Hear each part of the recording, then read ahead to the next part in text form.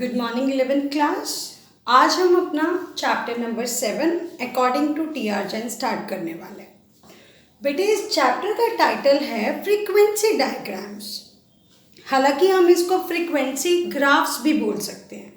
अगर मैं बोलूँ ग्राफिकल प्रेजेंटेशन ऑफ डेटा, तो ग्राफिकल प्रेजेंटेशन ऑफ डेटा बेटे दो तरीके से होता है।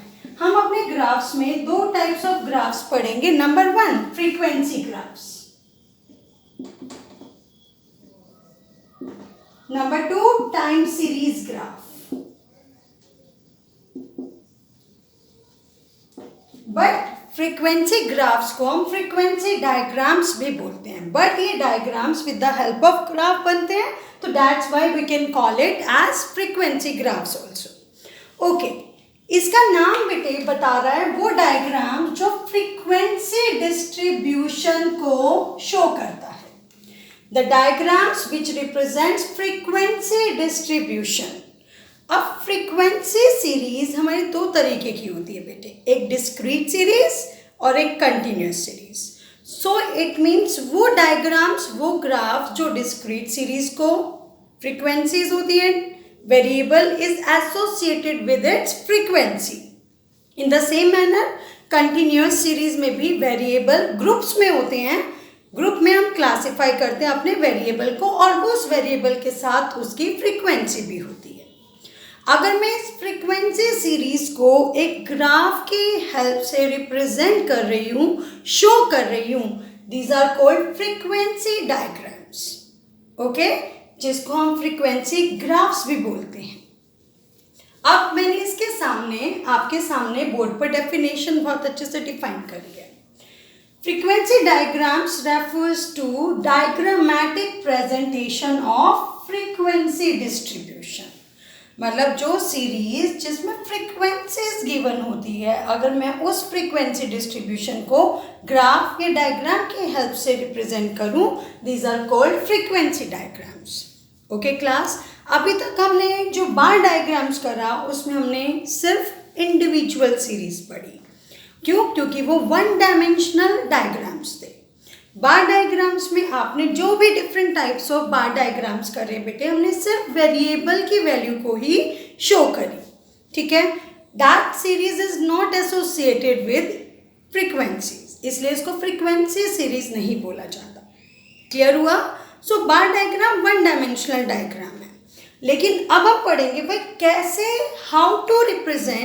how to diagrammatically represent discrete series and continuous series.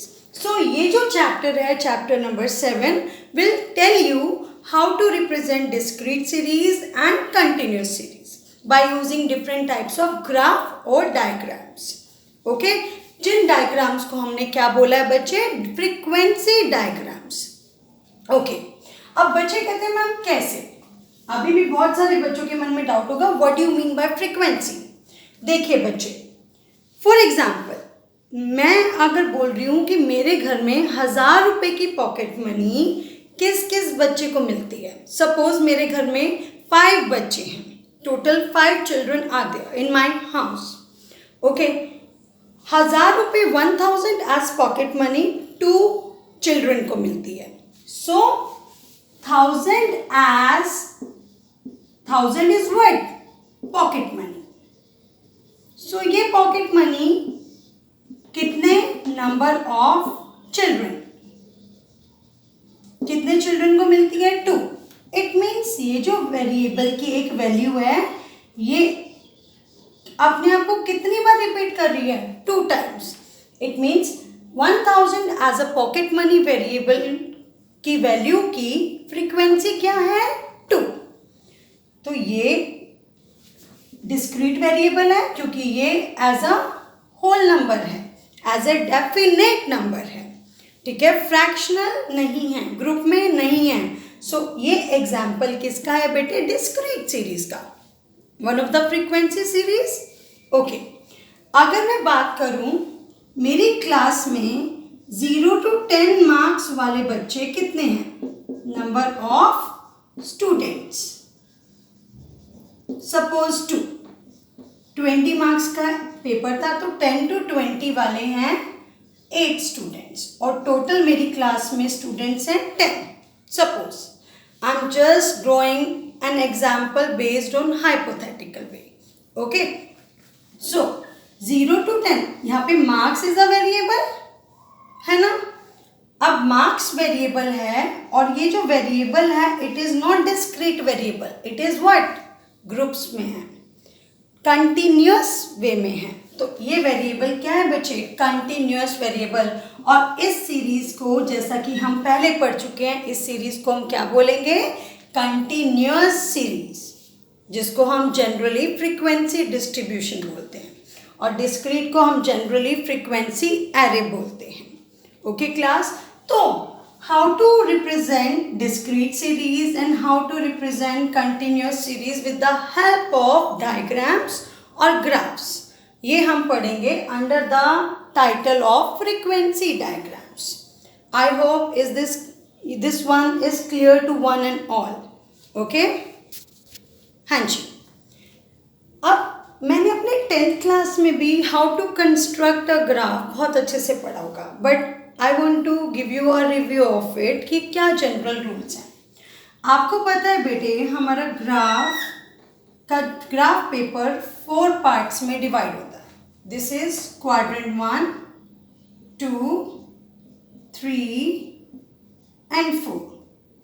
ठीक है, ये horizontal line is called x axis, this vertical line is called y axis and this is called origin. OX positive value of x axis represent करता है, OX dash negative value को represent करता है, OY positive value को represent करता है on y axis, OY dash negative value को represent करता है ऑन y एक्सिस. ओके, हम जनरली क्वाड्रेंट 1 यूज करते हैं, y axis, origin, x axis. अब नाउ द क्वेश्चन अराइजेस कि भाई डिस्क्रीट सीरीज हो या कंटिन्यूअस सीरीज हो, ये वैल्यूज कौन से एक्सिस पर शो करी जाएंगी और ये वैल्यूज कौन से एक्सिस पर शो करी जाएंगी. सपोज बेटे ये है marks and these is number of students. Okay, now marks. I think इतना मैं आप लोगों को बहुत अच्छे से समझा चुकी हूँ कि इनमें से वेरिएबल कौन है. वेरिएबल है marks and number of students क्या है, फ्रीक्वेंसी. ये डिफरेंट वैल्यूज ऑफ मार्क्स है, मार्क्स वेरिएबल है तो ये डिफरेंट वैल्यूज ऑफ वेरिएबल है. So this is frequency. One frequency किसकी है, 10 वैल्यू ऑफ वेरिएबल की. क्लियर. अब बच्चे मेरे सामने क्वेश्चन अराइज होता है, मार्क्स को एक्स एक्सिस पर रिप्रेजेंट करूं या वाई एक्सिस पर, और फ्रीक्वेंसी को कहाँ रिप्रेजेंट करूं. बहुत सारे बच्चे कंफ्यूज होते हैं. हमने हमेशा देखा है बेटे, एक चीज हमेशा याद रखो, एक डिपेंडेंट होता है और एक इंडिपेंडेंट होता है. जो चीज इंडिपेंडेंट होगी that will be shown on x axis. Okay, और जो चीज डिपेंडेंट होगी किसके ऊपर, इंडिपेंडेंट वेरिएबल के ऊपर, उसको हम कहाँ शो करेंगे, y एक्सिस पर. अब आप प्लीज इस एग्जाम्पल के ऊपर ध्यान दीजिए. सी, ये जो नंबर ऑफ स्टूडेंट्स हैं, अगर मैं इसको छुपा लूँ, क्या इसकी कोई अहमियत है? क्या आपको इनकी कुछ वैल्यूज़ की कुछ कंक्लूजन ड्रॉ हो रहा है? नहीं ना. इट मीन्स ये जो नंबर ऑफ स्टूडेंट्स हैं that are dependent on marks. भाई ये नंबर ऑफ स्टूडेंट्स 1 3 5 1 किसके, अकॉर्डिंग टू मार्क्स. सो ये मार्क्स ये क्या है, इंडिपेंडेंट. सो मार्क्स को मैं कहाँ शो करूँगी बेटे, एक्स एक्सिस पर. इट मीन्स जो मेरा क्वेश्चन में वेरिएबल होगा that will be shown on x axis, और जो भी फ्रीक्वेंसीज होंगी that will be shown on y axis. Is it clear? ठीक है. अब हम पढ़ेंगे बच्चे types of frequency diagrams and types of frequency graphs. ठीक है, चाहे मैं फ्रीक्वेंसी डायग्राम्स बोलूँ, चाहे मैं फ्रीक्वेंसी ग्राफ्स बोलूँ, one and the same thing. ठीक है, so don't get confuse. Okay, now time to cover the topic what are the common forms of frequency diagrams. बेटे आपके सामने एक फ्लो चार्ट है जिसमें हमें पता चल रहा है there are 5 common types या forms of frequency diagrams. ठीक है, number first line frequency graph. अगर मैं बात करूं डिस्क्रीट सीरीज में, अगर मुझे डिस्क्रीट सीरीज को शो करना है डायग्रामेटिक वे में, तो what will I use? That is line frequency graphs. ठीक है, हिस्टोग्राम कंटिन्यूस सीरीज को शो करने के लिए यूज होता है. ओके, सेम वे में frequency polygon, frequency curve continuous series को रिप्रेजेंट करने के लिए यूज होते हैं. बट मैंने बच्चे हमेशा जो इंक्लूसिव सीरीज़ है तो मैंने एक्सक्लूसिव सीरीज़ में कन्वर्ट कर लिया है ना. कोई भी मिड वैल्यू सीरीज़ है उनको भी मैं इन सब चीज़ों से रिप्रेजेंट कर सकती हूँ क्योंकि these are types of continuous series. But cumulative frequency series को अलग से रिप्रेजेंट करने के लिए एक और टाइप ऑफ डायग्राम है, that is called ogive curves. ठीक है, सो क्यूमुलेटिव हमने पढ़ा था ना, more than cumulative frequency series. ठीक है, less than cumulative frequency series. अगर मैं क्यूमुलेटिव फ्रीक्वेंसी सीरीज की बात करूं तो उसके लिए हम कौन से फ्रीक्वेंसी डायग्राम्स को यूज करते हैं, that is ogive curve. Okay class, so हम वन बाय वन ये वाले टॉपिक्स अपनी क्लास में करेंगे. ओके, ये स्टूडेंट्स फर्स्ट टाइप आता है that is line frequency graph. आपको मैं पहले भी बता चुकी हूँ, लाइंस की हेल्प से हम अपने डेटा को रिप्रेजेंट करेंगे, लेकिन किस सीरीज को, डिस्क्रीट सीरीज के डेटा को with the help of length of lines. ठीक है, तभी इसको क्या बोला जाता है, लाइन फ्रीक्वेंसी ग्राफ. ओके, अब मैं आपको बार बार बता रही हूँ, जो वेरिएबल होता है हम एक्स एक्सिस पर शो करते हैं बिकॉज वेरिएबल क्या होता है, इंडिपेंडेंट. ओके, और उसकी कॉरेस्पॉन्डिंग फ्रीक्वेंसीज को हम कहाँ शो करेंगे, वाई एक्सिस पर, because these frequencies are dependent on the values of the variables. ठीक है, so such graphs are used to depict का मतलब represent which series, discrete series. In this, the values of the variable are measured on x-axis. x-axis पर हम अपने variable की values को represent करेंगे and the corresponding frequencies on y-axis. मतलब इसकी ये जो वेरिएबल है इसकी frequency, this is called corresponding frequency of the variable that is wait.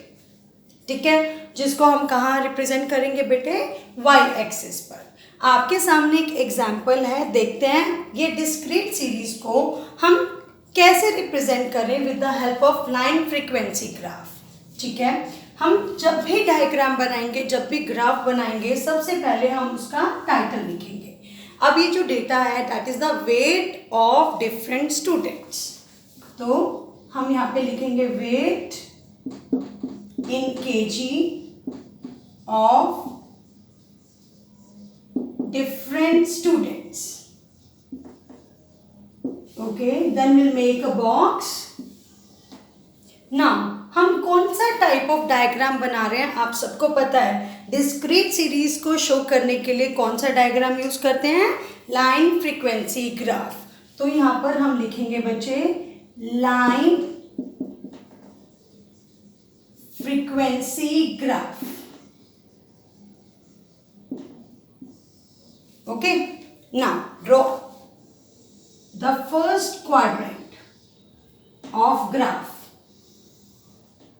that is x-axis, origin, y-axis.